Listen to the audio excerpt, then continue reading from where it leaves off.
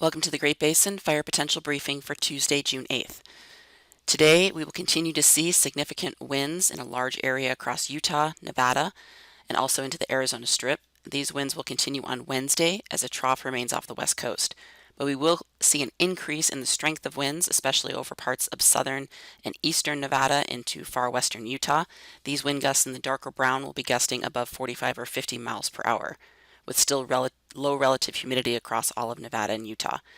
We will see cooler temperatures across northern and western areas of the Great Basin the next couple of days, and by Thursday we will see these cooler temperatures across most areas of the Great Basin, with a significant drop especially across Utah and over southern areas. We'll also see showers and thunderstorms move into parts of northern Nevada and western Idaho on Wednesday night and continue on Thursday. These areas, especially shaded in green, could see widespread significant precipitation in some areas. Also, fuels are critically dry in the area south of the dashed line. Precipitation over the last 24 hours has been minimal. We have seen no lightning across the Great Basin, just dry and breezy conditions. Fire activity has picked up across the Great Basin. We are now at PL2. We have seen new smaller fires in the areas in the red dots. Also a new large fire near the Nevada, Utah, and Idaho border up in the far north, with still ongoing large fires across parts of central and southern Utah and back into southern and eastern Nevada. Precipitation over the last 7 days is shown here, just some spotty precipitation with thunderstorms in the area in blue on the left. The last 14 days, the percent of normal precipitation is shown on the right, showing well below normal precipitation across all of the Great Basin. Currently, our fuel conditions have continued to elevate. We are seeing ERCs rise above the 80th to 90th percentile across much of Utah into southern and eastern Nevada. We are continuing to see those ERCs rise over the rest of the Great Basin due to these dry and windy conditions, and even some areas up in Idaho that are above the 70th percentile. The ERC charts show the trends. Up in Idaho, we are again seeing that significant rise, and ERCs are approaching maximum levels for the time of year. However, we will see that precipitation move in Wednesday, Thursday to drop those ERCs, along with the cooler temperatures. Further south, we are seeing ERCs near records across most of Utah, especially in the southern areas. And then over western Nevada, ERCs continue to rise, and this is more indicative of western and northern Nevada, well above normal but not quite to records. The satellite image from this morning shows that deep trough of low pressure off the west coast, which will continue with our dry and breezy conditions today and tomorrow and into parts of Thursday. Later today, again, that trough remains offshore. We still have a large area of high risk for gusty winds and low relative humidity, anywhere from western and southern Nevada eastward across the Great Basin. These wind gusts will mainly be in the 30 to 40 mile per hour range. You can see the strongest winds today will be over parts of southern and eastern Nevada into western Utah, and again, most of these wind gusts about 35 to 40, could see some gusts up to 45 in these areas. Otherwise, winds not quite as strong over eastern Utah or western Nevada, but we'll still be above 30 or 35 miles per hour with very low relative humidity.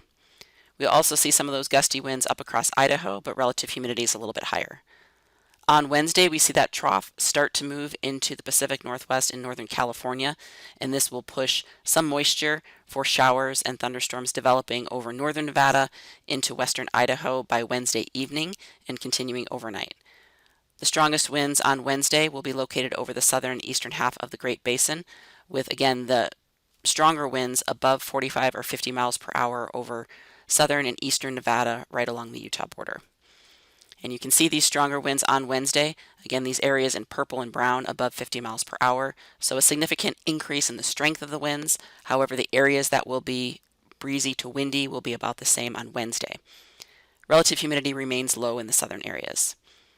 On Thursday, that trough finally swings inland across the northern areas of the Great Basin, so we will see a decrease in fire potential across Idaho as that moisture works its way eastward. Some areas will see wetting rains, and some areas just some lighter showers, but it looks pretty widespread with the precipitation Wednesday night into Thursday. Further south, dry and breezy conditions continue with the gusty winds and low relative humidity moving over the eastern side of the Great Basin. You can see these gustier winds, again, generally in the 35 to 40 mile per hour range expected on Thursday. We will see some of those stronger gusts up in Idaho, but again, we will see higher humidity and that precipitation moving across with those cooler temperatures. Temperatures will drop to well below normal or remain well below normal across Idaho and the western areas of the Great Basin, and by Thursday we will see those cooler temperatures spread eastward across Utah and even into southern areas. So expect a more significant decrease in temperatures on Thursday across Utah. Still very dry conditions, especially over eastern and southern areas. The 3-day precipitation is indicated here, again with that system moving in, bringing precipitation Wednesday night and Thursday. You can see which areas will be getting some wetting rains. So we could see some of those heavier wetting rains across central and western Idaho.